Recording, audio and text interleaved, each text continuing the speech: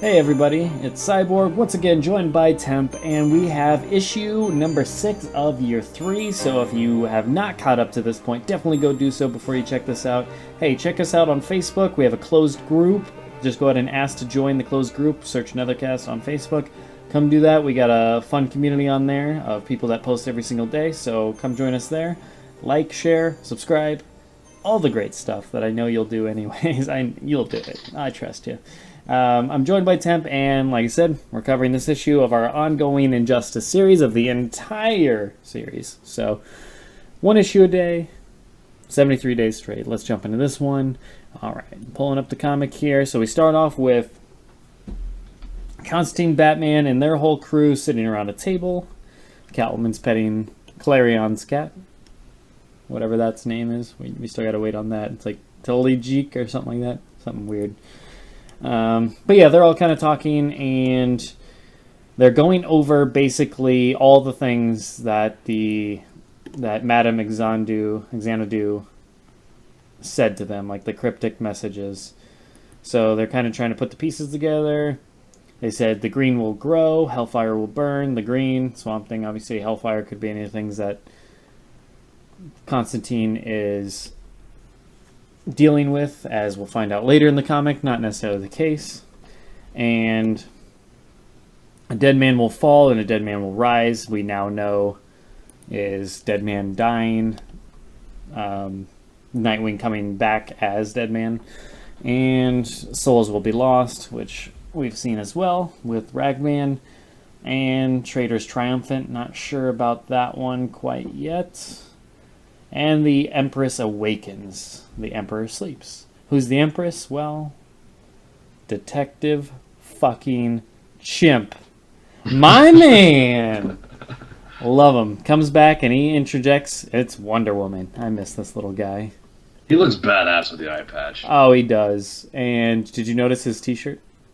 Talking raccoon, yeah. It says talking raccoon, bitch please. That's what it says. It's talking raccoon like up on his chest, and then at the bottom of his shirt, bitch please. So a little fun shot at Rocket Raccoon, because they are both talking animals with a lot of personality, so it's good stuff. Anyways, and Harley with some good stuff. She says, look, the patient is awake. Also, he's adorable and I want to keep him. That's just... Once again, Harley gets her line in for the thing. She also has another good one coming up. But yeah, he explains that the Empress is Wonder Woman and that she sleeps. And Constantine, it's discovered that Constantine is basically keeping Wonder Woman asleep magically. So the fact that she's been out for this long is contributed to Constantine making sure that she stays asleep. And we go from there, and they're still trying to put the pieces together. All of a sudden, a great moment here where Dr. Fate just interjects. Like, they're all just they're all just discussing these things, and all of a sudden, a meeting is about to take place. Constantine, Jesus! You know, there's a door right there. You could knock or walk in, or at least bloody cough before you speak. I love that. There is no time. There is about to be a meeting between a stranger and a specter. Once again, Dr. Fate looks fantastically drawn. And as soon as I saw a stranger, I knew we were getting Phantom Stranger. So that is exciting to me. So I didn't, just because I wasn't thinking about it, but they name call him in a second. So yeah. So they say that this is their chance. While the Phantom Stranger is meeting with the Spectre, this is their chance to move. And I also love that. So Constantine says, "No, you promised me you'd protect Rose when Zatanna offers to come help face Superman." So Constantine says, you can't do that if Superman murders you before you can utter a single backwards word. And Detective Chimp says, well, Dr. Fate. And Harley chimes in, he's not a doctor. Like, I love that she's just like so accusatory. He's not a doctor. He couldn't save you. And Batman affirms it. When he says, Fate will be, Fate can't leave the tower, so he doesn't even go by the doctor title anymore either. It's just Fate. Intentional or not, it is funny. Yes. So yeah, I also like this little moment between Constantine and Batman where he says, "Batman, what would you do to end all of this today? What would you sacrifice?" And I love Batman's answer, "Only myself." That's a great answer right there. Very Batman. Yeah, very Batman, very heroic. He's not saying like, "Oh, I sacrifice all of us." Like we'd all go down to stop him. Like he only would be willing to give up himself, and that's the best. So he says that'll do. So now we have a nice, cool meeting here between Spectre and Phantom Stranger. Phantom Stranger wants to talk, so he teleports them to Saturn's rings, and they're in giant form, walking around Saturn's rings. So he's kind of going back and forth with Spectre, and then he notices that whatever's inside Spectre is not normal, and he also is trying to talk him into remaining neutral in all of this, that we can't pick sides, that we need to keep the balance here. But Spectre does not agree, of course, as we know something's amiss with him, and Spectre immediately attacks, flies him into Saturn, busts into it, and he gives Phantom Stranger a look at what's really going on inside, but we do not get to see. So it's a nice little tease, once again, on what exactly is going on in there. Then we flash forward back to the Hall of Justice.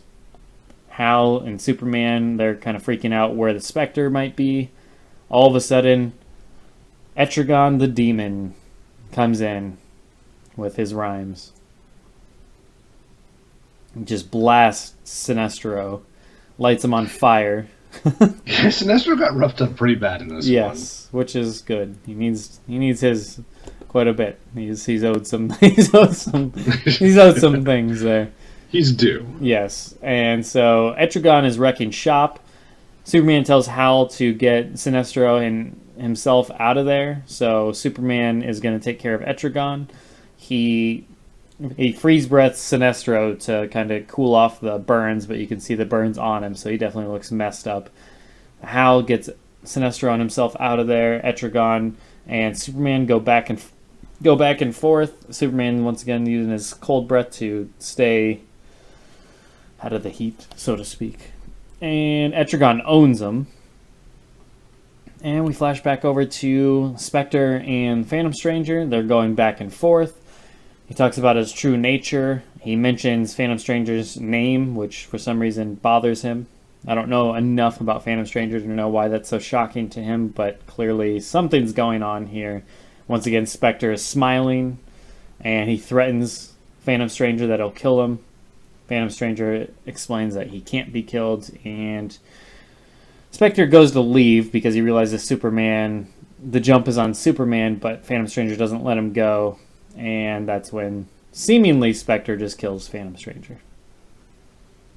Yeah, I guess I saw it coming just because that's the pattern. You know, if a character isn't showing up in the Injustice game, they got to find a way to resolve them now. Yeah. And I think we found a safe space for Zatanna and Dr. Fate just because they have a role in the Tower of Fate. Sure. But anyone who doesn't is fair game. And more than just fair game, they probably have to be taken care of just for plot purposes. One way or another, yeah. There's got to be something that explains why they're not in, be it death or incapacitated or whatever. But yeah, so it looks like Phantom Stranger, unfortunately, I think he was on my wish list. Like, that sucks that he's gone. I love the character's look and the powers. That's a good strategy. They do leave it ambiguous. You could bring him back from this pretty easily. I mean, he's much like Spectre in the sense that they are both those kind of beings that can't really be destroyed. They're just written off, so to speak. So yeah, he could always come back, sure.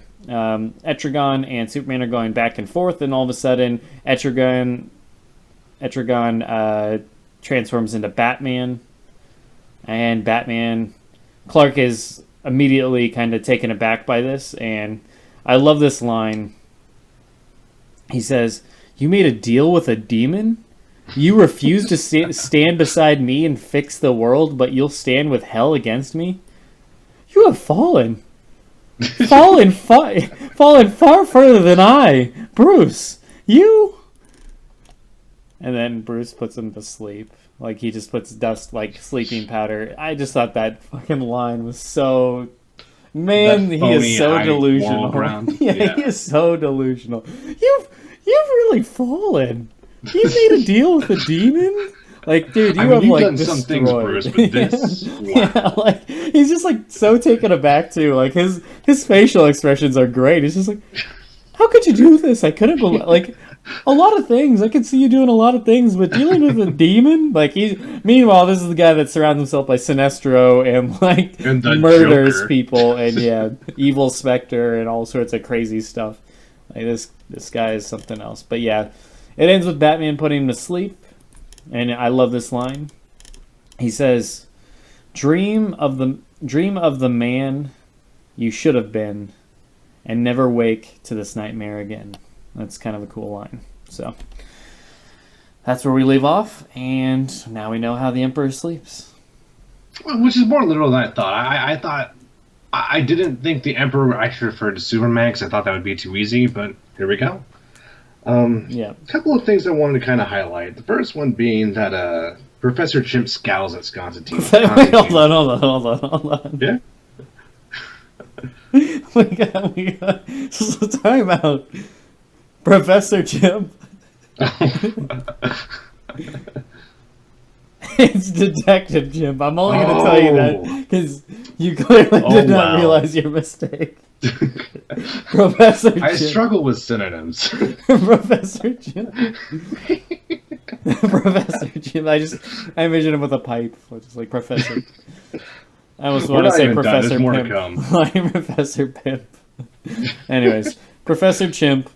Professor Pirate Chimp. I love when they suggested Professor Pirate Chimp. He's just like, not now. Like, save that for later.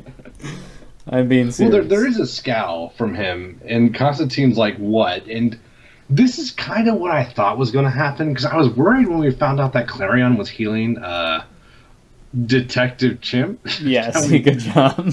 That I'm like, this could have some really dark spiritual consequences. Yeah. If we're using a necromancer to revive Detective Chimp, man, it's going to be a struggle. Yeah. I feel like that could really end in a bad path. So I think that's what they're referencing here. I don't think Detective Chimp is the same as he was before. It's possible. Another thing I want to look at is... We were told that there would be a traitor. There was going to be a traitor, right? A traitor is victorious or something like that. I can't remember. Let me go back to the... They had it in the earlier panel. Let me grab it real quick. Well, I'm thinking... It says, traitors triumphant. I used to think that was Catwoman. I don't know if I think that anymore. I mean, it could still be Catwoman. My theory is that it's going to be Harley Quinn after she finds out the Spectre is actually the Joker. Oh, God. She is going to defect. That's my theory.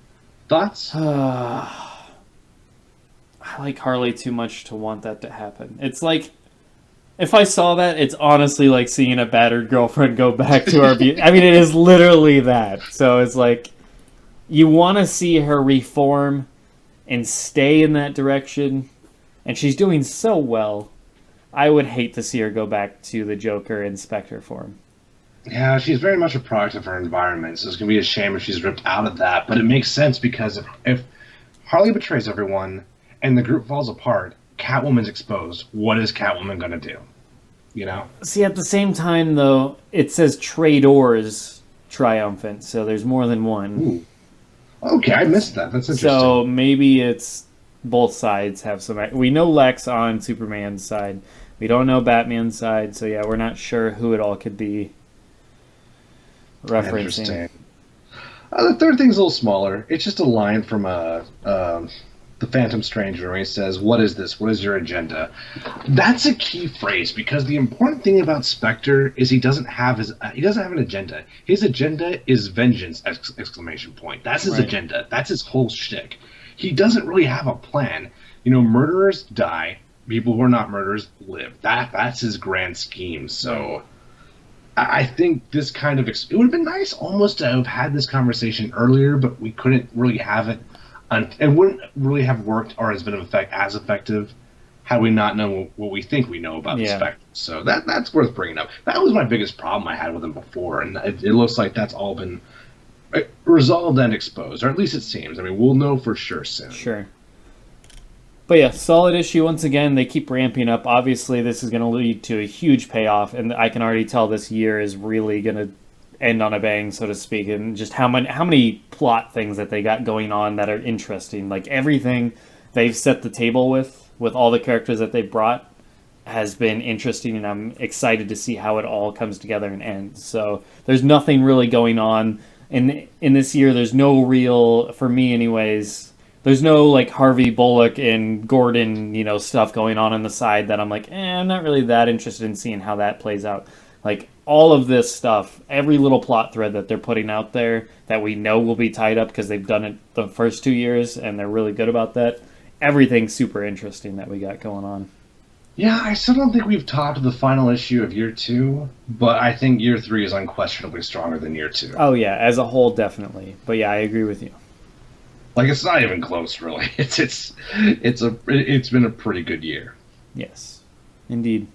All right, well that does it for this, and yeah, another exciting issue. This has been fantastic, wonderful. Anyways, we'll end it there, guys, and we'll see you next time. So stay tuned for issue number 7, I believe, and I know there's going to be an annual coming up. So if that comes first, I don't know. We kind of do that on the fly. So if that comes up before the next one, hey, we'll see you then too.